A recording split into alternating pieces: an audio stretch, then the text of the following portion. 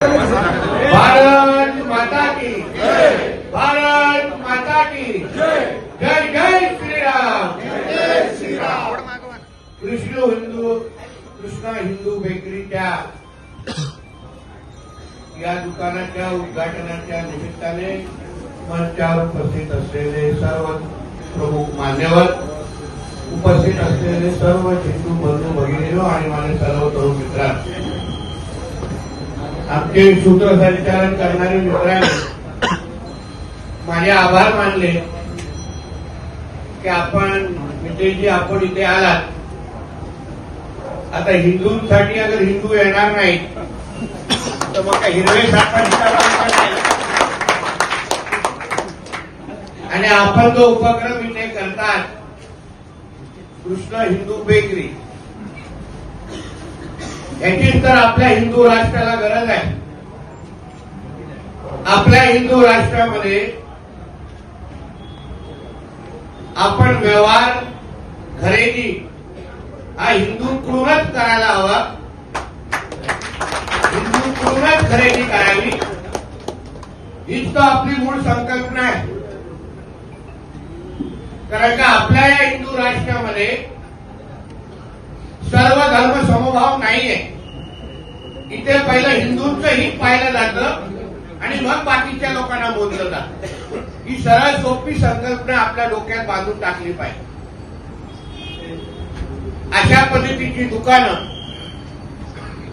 ही खरं म्हणलं तर जागोजागी महाराष्ट्रामध्ये कानाकोपऱ्यात उघडली पाहिजे आणि उघडल्यानंतर सर्वात महत्वाचं म्हणजे हिंदू समाजाने या दुकानातूनच खरेदी केली पाहिजे, ही मूळ शपथ अशा पद्धतीच्या कार्यक्रमामध्ये घेतली पाहिजे। तर आपणच एवढी आपल्या हक्काची दुकानं असताना पण अगर आपण आजूबाजूला अगर जात राहिलो, अशा लोकांना किंवा अशा हिरव्या सापांना अगर दूध पाजत राहिलो जे उद्या आपल्या अंगावरच येणार आहे, आपले कधी होणार नाही। म्हणून हिंदू म्हणून सर्वात महत्वाचं असं आहे की दुसऱ्या हिंदूला आपण ताकद कसं देतो, यावर मला असं वाटतं आपण सगळेजण एकत्र वारंवार येणं हे अतिशय महत्वाचं आहे। आपण हलाल सारखे असंख्य प्रकार ऐकले असतील। आपल्याला वाटतं की थुंकणं हा एकमेव प्रकारचा हलाल आहे। मग मी आपल्या सगळ्यांच्या ज्ञानात थोडं भर टाकणार आहे की हलाल हे 16 प्रकारचे असतात, 16, आणि थुंकणं हे सर्वात 16वं आहे। म्हणजे विचार करा पुढचे 15 काय असतील। त्याच्यामध्ये लघवी करणं पण एक प्रकार असतो। म्हणजे आपण कुठलंही गोष्ट अगर उदाहरण आपल्या घरामध्ये आपण एसी बनवणाऱ्याला बोलवा आणि अगर तो मुसलमान समाजाचा असेल तर तो जोपर्यंत एसी मध्ये थुकत नाही तोपर्यंत त्याचं ते कार्य त्याच्या त्या अल्लापर्यंत पोहोचत नाही, अशा पद्धतीने त्यांच्या कुराणमध्ये लिहिलेलं आहे। तुम्ही हे जे काही डिलिव्हरी, होम डिलिव्हरी, जेवणाचं स्विगी आणि हे सगळं जे मागवता घरी, नेहमी बघा 10 मधून 6 ते 7 मुलं ते मुसलमान समाजाचे असतात, आहे की नाही? तर जोपर्यंत ते हातात दिलेलं जे काही तुम्हाला घरी येऊन दरवाजापर्यंत देतात, जोपर्यंत ते उघडून त्याच्यामध्ये थुकत नाही तोपर्यंत ते त्यांच्या अल्लापर्यंत पोहोचत नाही। हे पहिलं तुम्ही डोक्यात बांधा, मग बरोबर उद्यापासून बघा आमच्या बेकरीकडे तुम्ही गर्दी करा। या सगळ्या गोष्टी हिंदू म्हणून तुम्ही समजून घेतल्या पाहिजे, जे आपले कधी होणारच नाही, ज्यांच्यासाठी त्यांचा धर्मच महत्वाचा आहे। आणि धर्म किंवा त्यांच्या ज्या कुराणमध्ये या तर तुम्ही त्यांना मुसलमान बनवा या तर त्यांना मारून टाका, हे एवढं सरळ स्पष्ट त्यांच्या कुराणमध्ये लिहिलेलं असल्यामुळे कितीही तुम्ही त्यांच्यावर प्रेम करा, कितीही त्यांना काही करा, आपले काय कधी ते होणार नाही। जिहाद हा त्यांचा धर्म वाढवण्याच्या दृष्टिकोनातून हा अतिशय महत्वाचं कार्य आहे 2047 पर्यंत आपल्या या हिंदू राष्ट्राला इस्लाम राष्ट्र बनवणं, त्याला एक गजवाय हिंद म्हणून त्यांनी नाव दिलेलं आहे.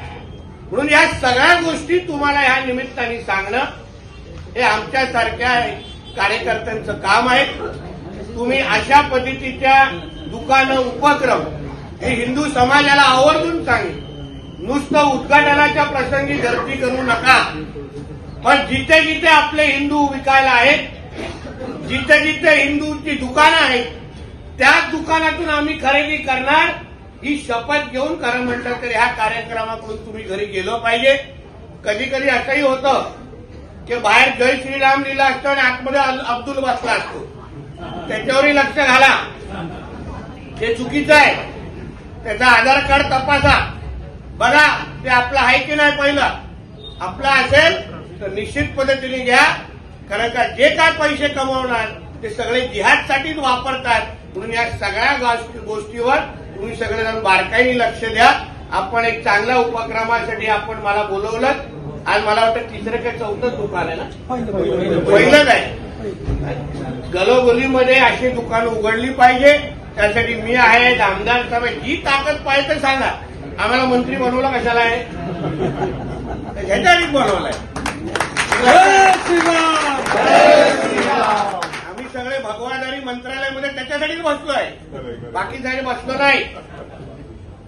आणि हे आमचं जर सरकार हिंदुत्वादी विचाराचं आहे ते हिंदू समाजानेच आणलंय. आम्हाला कोणी मोहल्ल्यामध्ये मतदान केलेलं नाही, म्हणजे करणार पण नाही. म्हणून आम्हाला आमची प्राथमिकता माहिती आहे. जगताप साहेबांना माहिती आहे, मला मंत्री म्हणून माहिती आहे की आमची प्राथमिकता महाराष्ट्रातला हिंदू समाजच आहे आणि त्यांच्यासाठीच काम करणं, त्यांची सेवा करणं हे आमचं कर्तव्य स्वीकारून आम्ही आमच्या पद्धतीने इथे आज मी आवर्जून इथे उपस्थित झालोय. परत एकदा ज्यांनी हे दुकान उघडलं ते माझ्या हिंदू समाजाच्या सगळ्याच लोकांचं मी मनापासून तुम्हाला शुभेच्छा देतो. इथेच थांबतो. जय हिंद, जय महाराष्ट्र.